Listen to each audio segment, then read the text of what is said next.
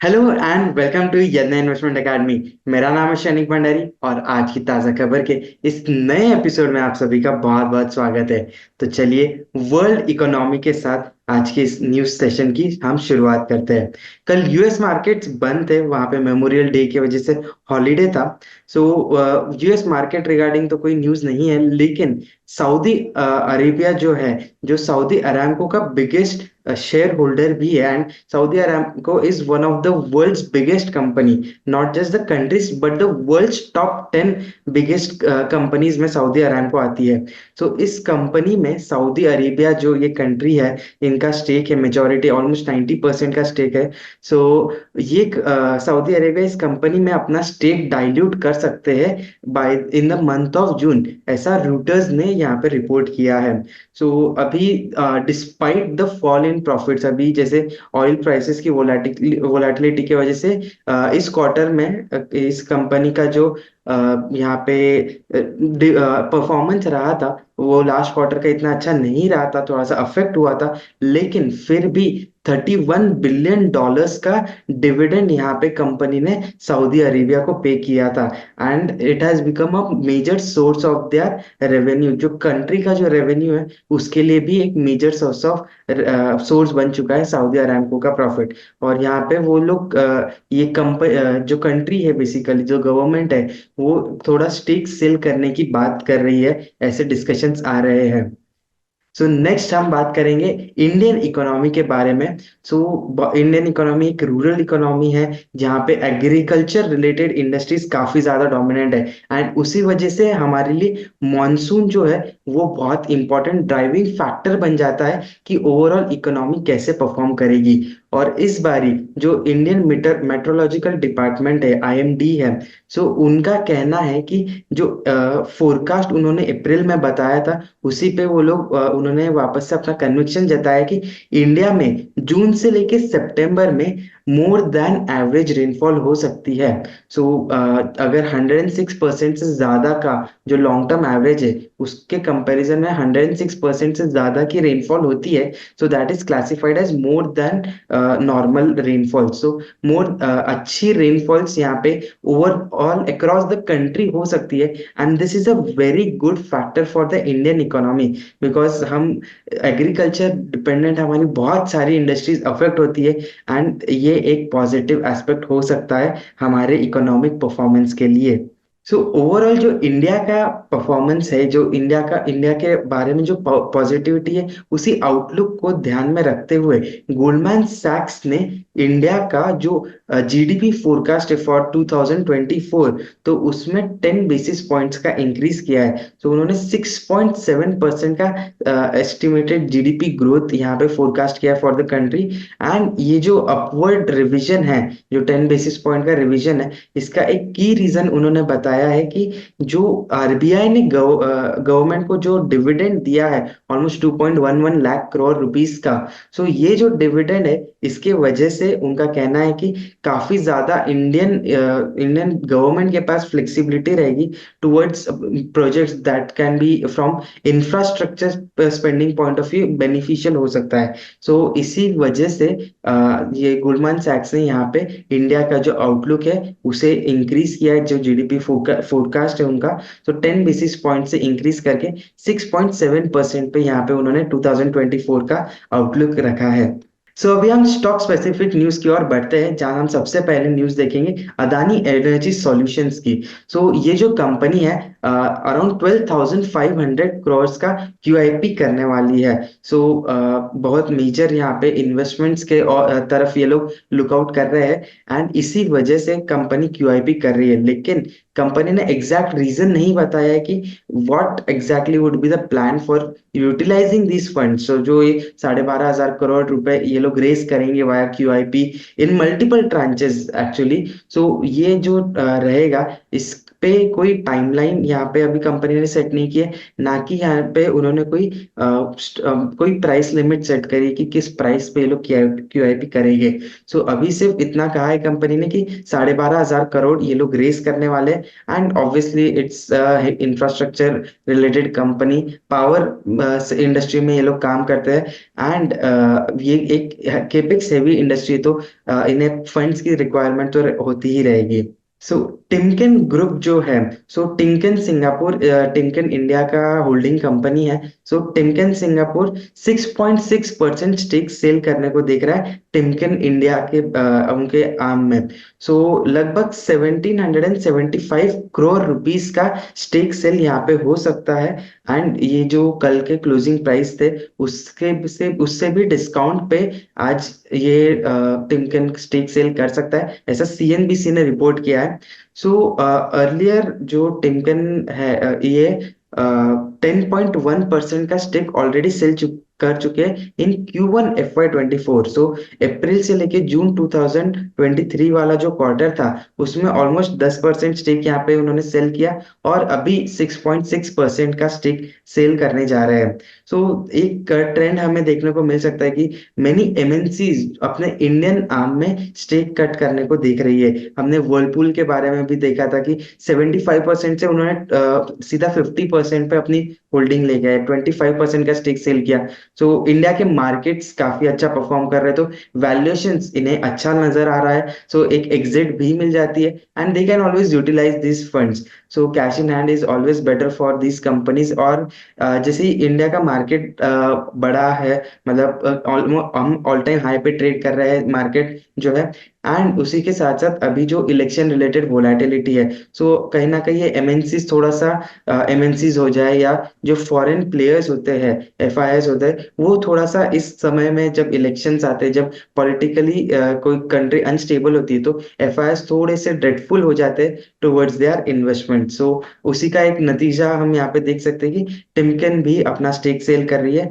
And एक और news जो है एक सिमिलर लाइंस पे, जो कॉनकॉर्ड बायोटेक जो है, इसमें एक पीई फंड है, ओंटारियो इंक। सो ओंटारियो इंक भी इस कॉनकॉर्ड बायोटेक में 3.4% का स्टेक सेल करने को देख रहे हैं। सो लगभग 450 करोड़ से भी ज्यादा का यहाँ पे अमाउंट रहेगा, और उसके बाद इस स्टेक सेल के बाद इस ओंटारियो का कॉनकॉर्ड बायोटेक में लगभग 2% का स्टेक फिर भी बच जाएगा। सो यहाँ पे ये लोग एग्जिट यहाँ पे कॉनकॉर्ड बायोटेक से करने को देख रहे हैं, एंड जो फ्लोर प्राइस है, सो 1320 रुपीज का पर शेयर प्राइस हो सकता है, ऐसा सीएनबीसी ने यहाँ पे रिपोर्ट किया है।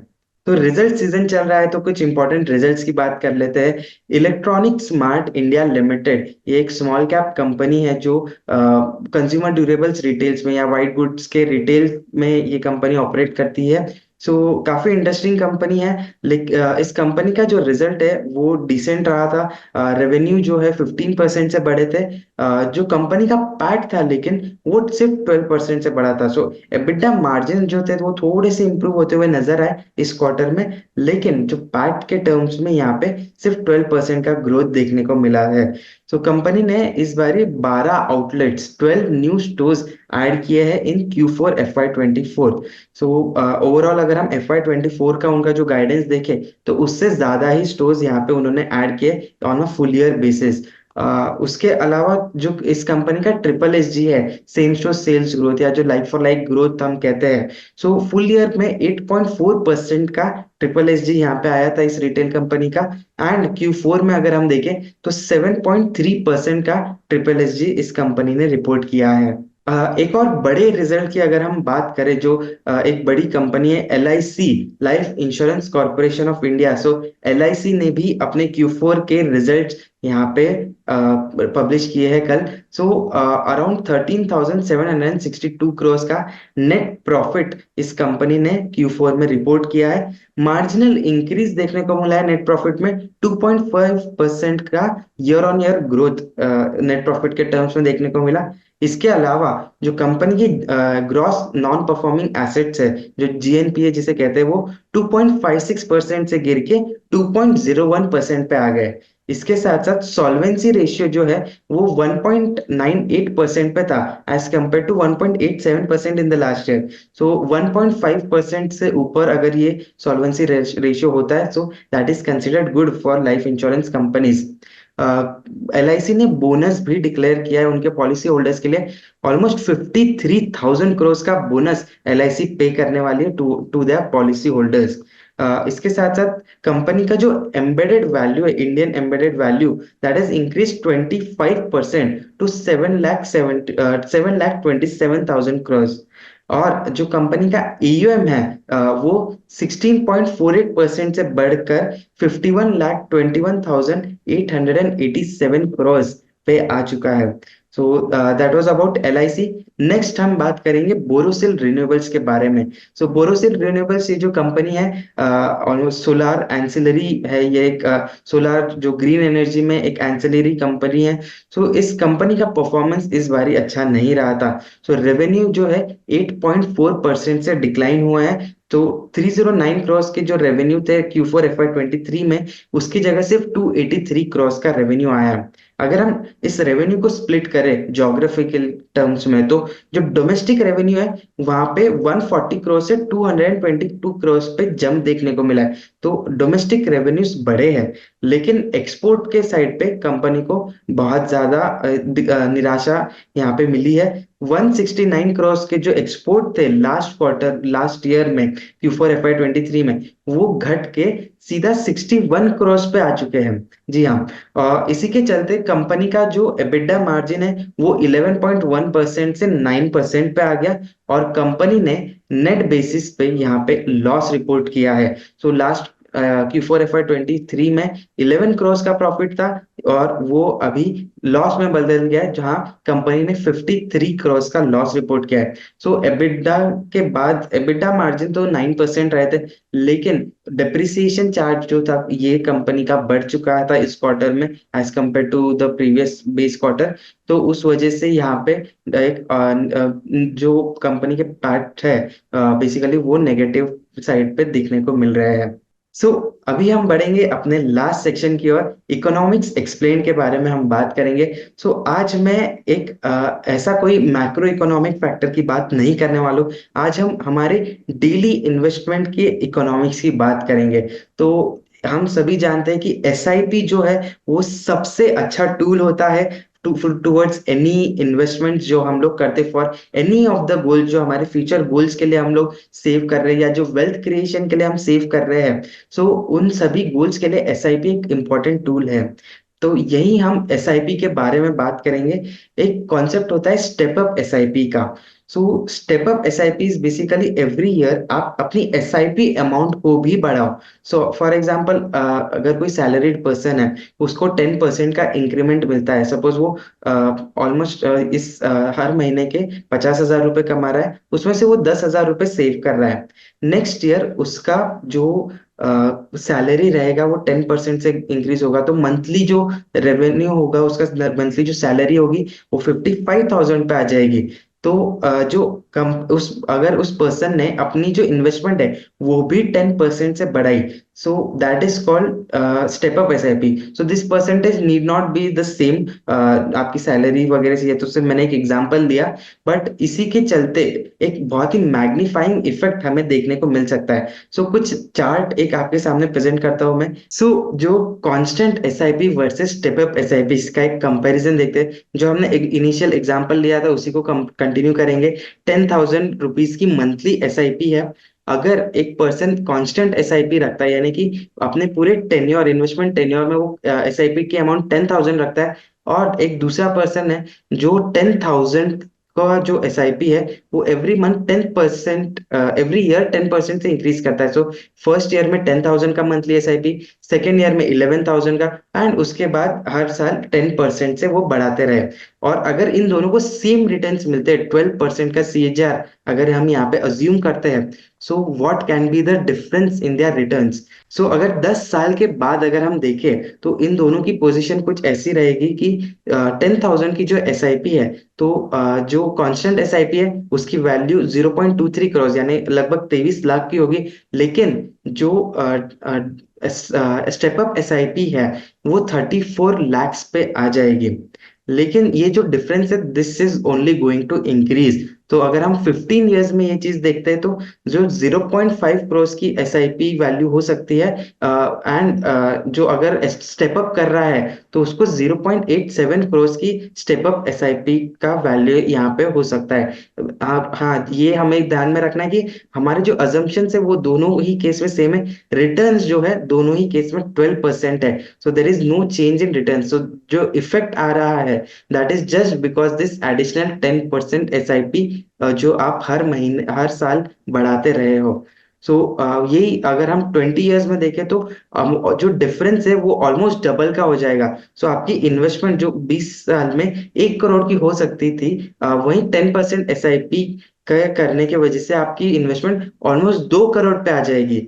एंड सिमिलरली 25 ईयर्स में जो 4.28 करोड़ यहाँ पे एसआईपी हो सकती है, जो आपका टोटल इन्वेस्टमेंट वैल्यू है that could be 4.28 crore as compare to for a constant SIP जो सिर्फ 2 करोड़ से भी कम रहेगा। सो मोर देन डबल का यहाँ पे आपको फायदा मिल सकता है। So this could be an interesting tool कि जब भी हम हमारे गोल्स प्लान करते हैं, खास करके जो लॉन्गर टर्म गोल्स है।